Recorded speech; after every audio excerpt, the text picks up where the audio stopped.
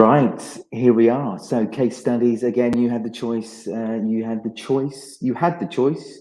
You've chosen. You're here. Right. So, this is track A right now, and this is all about jumping into the world of evidence-based management, but not just evidence-based management on a daily basis. More on on really fully remote teams. So, gives us a little bit of a twist. And the next person here to share her insights on how to deal with that twist is ready and waiting to join us virtually. Director of People at Hotjar, Emma Atkins. Emma, I can see. There Hi. we are. Hello.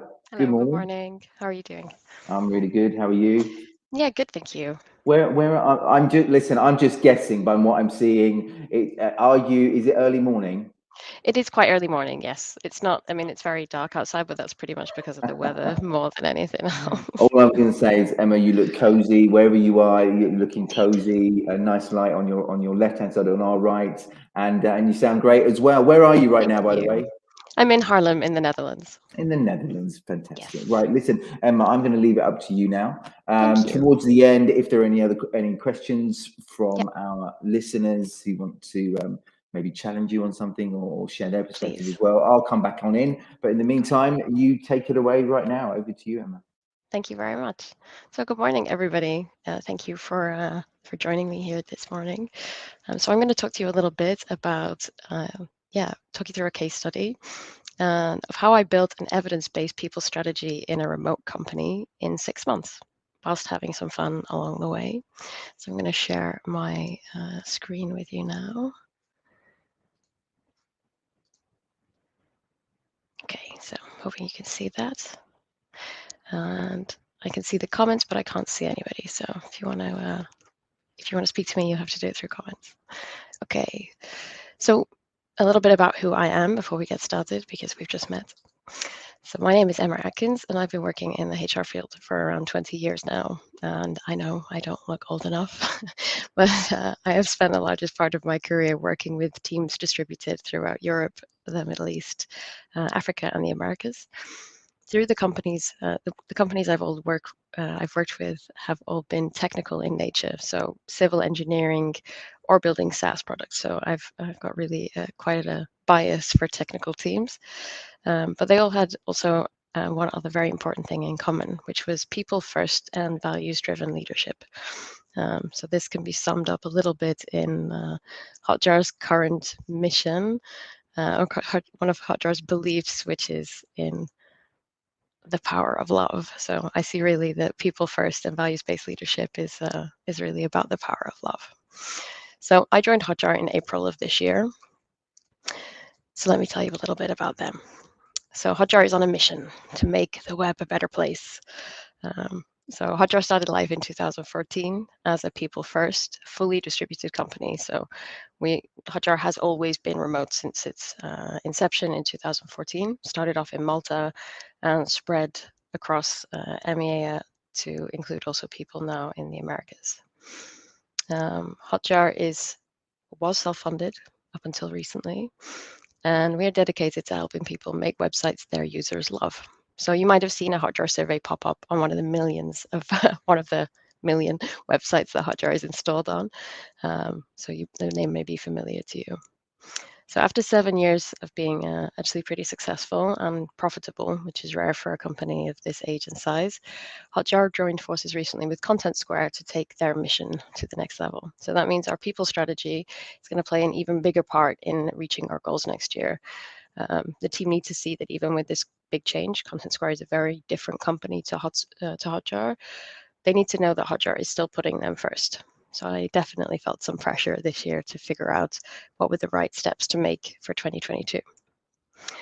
So getting started. So when I joined Hotjar in April this year, the team was already 150 people. I was the first people leader in the company, and we were hiring 10 people a month already. So with a prediction to grow to being around 230 at the end of this year, the pressure was on to figure out what was going on. So I had a team of 8 recruiters, no people operations support, and things were pretty intense. So I needed to quickly orient myself in the company and its culture, understand its people, and was hiring for these teams that I really needed to build out. So how would I do that? Well, I dig into the data because that's what I always did. And with a company that's focused on its people, I figured the people data would be easy to understand. I was wrong. So it took me a while to figure out where I could even access any data around people. And then I realized it was a bit of a mess. So the data was not clean, it had not been maintained. And even though we had 3 or 4 years of recruitment data, for example, it was not really easy to understand from the data what was going on. So what next? We're understaffed, so I can't really spend time data engineering all this data to understand actually what's happening in the company. So what do you do when you don't know what to do and you feel a bit alone? You go to Google. So this is what I did. And I found Orgnostic. So I couldn't believe what I was seeing when I first landed on the Orgnostic website. I was so excited. I sent it to about 5 different people. I spoke to my partner, who's an analytics architect, about it, and we were poring over it with a glass of wine and really excited. So I was really like, wow, would this be my chance to be the part of the people analytics revolution? So it seems so. So I spoke to Luca, who's an Orgnostic CEO, and after a very thorough security and privacy review from our internal legal team, we started connecting our data sources, our people data sources, to Orgnostic's platform. This is where it gets fun. So first we connected Bamboo HR. So this was, Hotjar implemented this HRIS in April. So just before I started, actually business operations had implemented this. So it was there when I joined.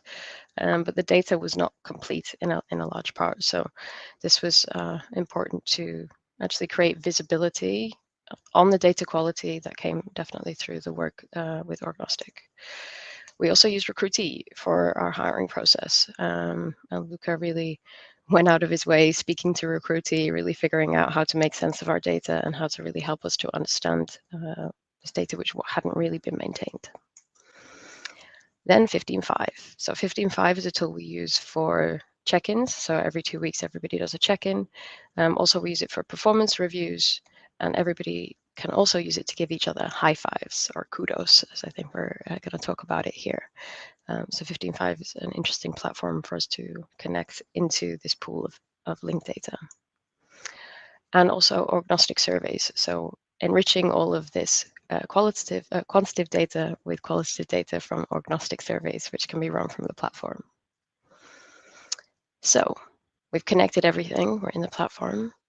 And just like that, I had access to metrics, reports, insights, and different analytics, which I could weeks before have only dreamed of. And I stayed very late in our little office that night, poring over it.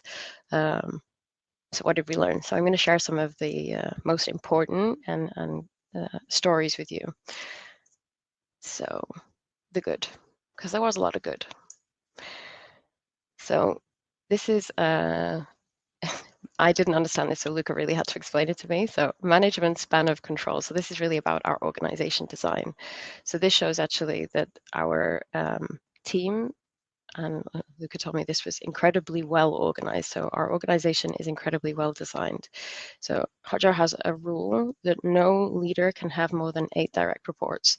And you actually see this is actually working. People are actually following this rule, because you can see here that the frontline span of control here is 1 to 8. So this actually shows that we have a very, a very balanced organization. Things are very tight.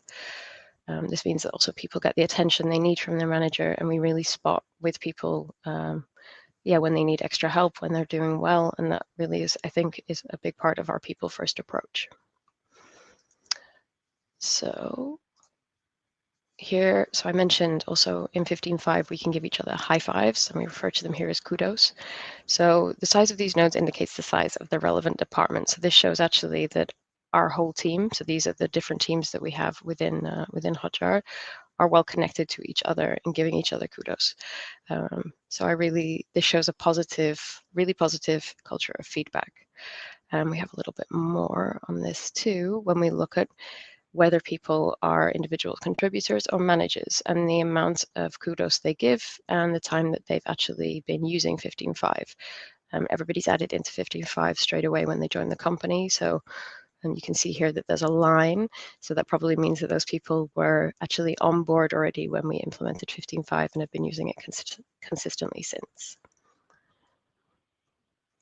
So what this shows is actually that top givers are managers in the company. So managers are really going out of their way to recognize others. They're really, there's a couple of people who are very outstanding, obviously, in the amount of feedback that they're giving through the platform. Of course, this doesn't tell us about the conversations that they're having, but this is a good indication that if somebody's really taking the time to go and give a high five to somebody in the platform, they're probably also doing it in person as well. Something to verify. So we also looked at our pay gap. So this was a really great piece of news, especially with over the past few years, focus really on this in the media, especially within tech companies. So the pay gap between men and women, or males and females in Hotjar, there isn't one. We don't have one. You can see here that the average female salary is slightly lower than the average male salary, but the significance is, yeah, it's not a significant difference, so it's not really worth us worrying about. And as you can see here, in terms of the number of salary increases that amongst males versus females, females are actually pulling ahead a little bit there. So it may be that already we're starting to address any imbalance that we may have inadvertently caused earlier in our Hotjar life. Okay, a little bit now about that gender diversity. So I put this in the good. We've still got a lot of work to do here, but you can see that yeah, our gender diversity is actually increasing as we're growing, and especially over the last few months. So as always, you have some people who don't fill in their Bamboo HR record.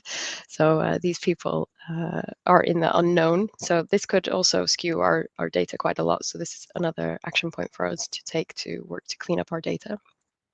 But you can see here the trend. So I do know that for the past, basically since late last year, that our recruitment team have been really focusing on hiring more females into the engineering team specifically. And you can see that there is an upward trend starting to form here of actually getting more females into the organization. Another thing to talk about here is the gender distribution across tenure. So it seems that whilst we do actually have women who are staying a long time with the company, so this is also for me quite positive. We do have an issue here with the 3 to 4 years, but we're going to talk a little bit more about that shortly. Now, our women in leadership. So I wanted to highlight this slide specifically because it shows that actually our women in leadership has grown significantly over the past few months.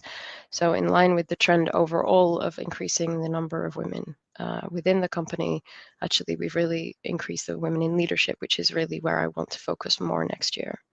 I wanted to highlight this because it looks like all of a sudden we had 11% of our leadership team was women. But this is not the case. So like I said, Bamboo HR was implemented somewhere in March, April.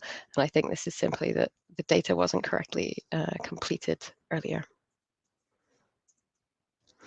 So this was the good, but there was some bad. So this is maybe more interesting because this tells us a little bit also where we need to focus for next year. So women across the organization. So when we look a bit deeper into our gender distribution, we actually see that whilst in product and engineering, we definitely have a large skew towards male product and engineering members. In operations, the opposite is true. So in our operations department, actually only 25% of the team are males or identify as men. Therefore, this is something that whilst we've been focusing on engineering, we've potentially ignored another area of the company which requires attention in terms of increasing the gender diversity. Product and engineering is a much bigger group, so I can understand that the focus there makes more impact. However, operations is going to grow significantly in 2022. We're planning to hire around 60 people across the operations team. So really we need to focus on taking that chance to address the gender imbalance there if we can. Also, this was quite interesting. So the risk of attrition, specifically in our customer experience team, this was noted as being, we have a huge jump here. So the probability of leaving, as you see here in percent, and the years in the company. So in your first year, you get to your risk of probability of leaving is 18%, second year 25%, and then in your third year 57.9%. So it's really a huge increase. So we really wanted to understand a little bit more about that. So Luca was very kind and did a bit more digging for me. So he kind of also worked out that this correlates with a large experience loss within the customer experience team. So experience loss represents the total amount of organizational tenure which is lost. So this means that basically we're losing a higher percentage of experience in customer experience than we are in other teams. So for example, operations, people are staying a lot longer. And the people who've been here first have stayed, are also continuing on with the company. But what shows here is in customer experience, the people who joined earlier in Hotjar's journey are leaving sooner, and that's not something that we want to continue experiencing. So we need to address that a little bit. And then we came across something else which was very interesting. We appear to have a salary ceiling. So again, Luca was very nice, very kind to point this out to me as we were going through understanding some of the data. Because I'm not sure that I would have spotted it straight away, but that this is definitely very clear to me now. So I will try to explain this clearly to everybody. So these are shows our compensation equity by tenure. So here we have in people's first year, people's second year, second to third year, and then in their 3 to 4 years with Hotjar. So what you can see is in end of year 1, end of year 2, end of year 3, the median, that's this point here, is increasing each year. But here the median drops. And again, the next year, it never gets above the 2 to 3 year point until we get to 5 to 10 years. And then we're talking about founders, CEOs, people who are maybe in higher positions, and therefore the range is much greater with these salaries. So if we discount this as being a small sample group with a lot of outliers, and we focus here, we see that we have a lot of work to do. There's nobody here that branches out above this point, whereas in these groups, there are these outliers. So these are new leaders that we've hired. That's clear to me here. But my questions are about why are these people not making it into the leadership ranks? So this is something for us to understand. Maybe these people don't want to be. Fine. However, my concern is that we focus too much on hiring new people and have not necessarily focused on developing our own talent that we already have, and therefore that can contribute further to that experience loss that we talked about earlier. And now, the ugly. So when we looked into our recruitment stages, we expected to see a really wonderful funnel. As you can see, that is not the case. So this chaos is really how we're experiencing our recruitment process at the moment. So I've actually been digging down further into recruitment, which our recruitment team has been pretty stable and they've been doing very well. So we're hiring a lot of people. But we've started to hit some snags. Obviously, talent acquisition in general in the outside world has become trickier for all of us. So we're really wanted to dig down and understand this. And honestly, I can't because this is how it looks. So ignoring this for now, there's obviously some work to do here. We wanted to focus a little bit on our time in stage. So we were able to see with this, so in Hotjar, this HM, this stands for hiring manager. So what we can see is that actually the hiring manager review stage here is a place where people are getting stuck. So this is where this lasts much longer than the other stages. And this is where really we can probably make some big changes in order to help our recruitment pipeline move quicker and to improve our time to hire. So that's a lot of information. And what do we do with it? So I took all of these insights and what I've gathered also internally on my way through the company in the past now 8 months. And I've decided that next year we're going to focus on talent acquisition. So we need to standardize that recruitment process. We need to be able to easier understand the hiring process for our team so that we can improve, but also for our hiring managers and our other stakeholders, like our executive team. They want to know when they can hire a role. We need to be able to better predict that. And with the current lack of visibility into that funnel, we can't. So hopefully, when we can identify blockers in our funnel, we can also improve our time to hire. So this is This is our big focus for next year. And second, we're going to work on our talent management philosophy. This maybe sounds a little bit vague, but let me explain. So our increased risk of attrition for team members with 3 to 4 years highlights that we have a gap, I believe, in our talent management strategy. We've invested a lot of time, like I said, in hiring new team members, but I don't think we've yet invested in a long-term talent development strategy.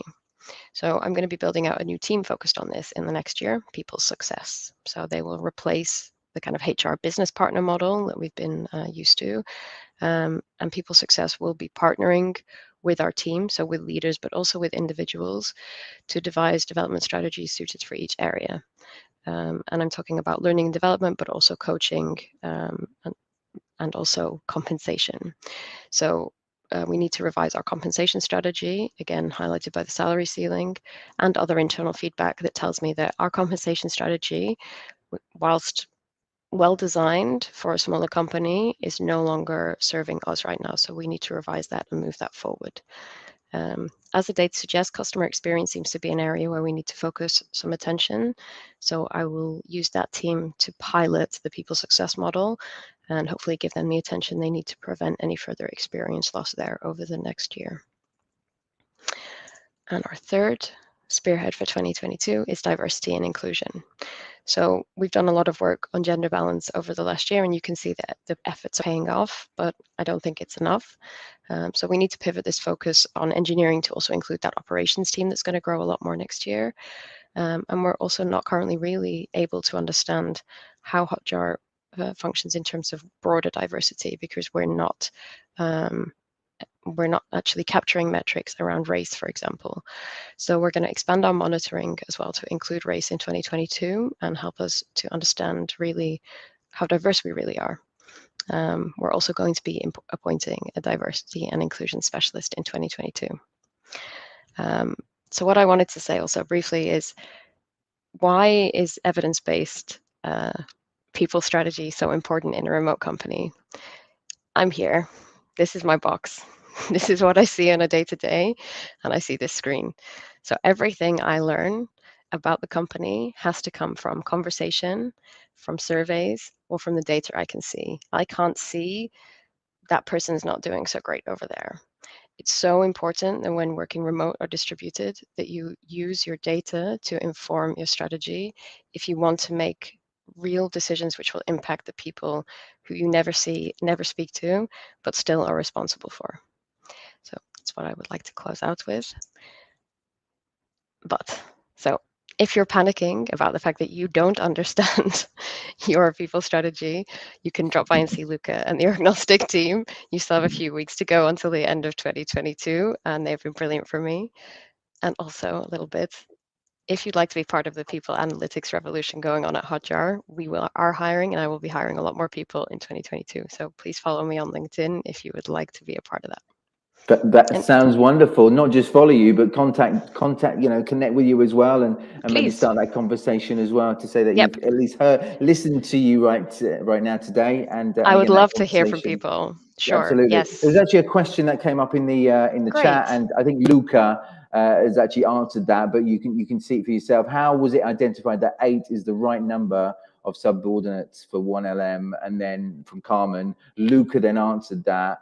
Maybe I can respond to this one from Luca. The number of linkages between team members dramatically increases as the team size grows. Research shows that once a team gets above 8 people, the opportunity for process problems increases exponentially. Would you agree with that? Yeah. Yes, I definitely think so. I think there's also another piece of strategy around this, which is called Dunbar's number, which also talks about how many connections we can, relationships we can actually effectively maintain. And I think that also plays into this decision. So I wasn't part of this decision at Hotjar. It's been from in the past, but I'm pretty sure that was a part of it. Yes. Right. Listen, Emma, it's been a delight. I can see and hear it's cozy and warm where you are. It's the beginning of the day. We're kind of like moving through our day already, but it's been a delight hearing from you, hearing your insights, but also most importantly, you giving up your time. Thank you so much. Oh, thank you very much. I hope it was helpful. Thanks, It certainly everybody. was. Have a Thank you. good day. Bye-bye. Bye-bye. Bye-bye. Right, we move on very shortly onto our next session. This was one of the 4 case studies. Everybody else who was on the other case studies, they will be joining us shortly. We'll take a very, very short break, and we will be back on the main stage with performance management, new perspectives. So join us for some more HR Week 2021.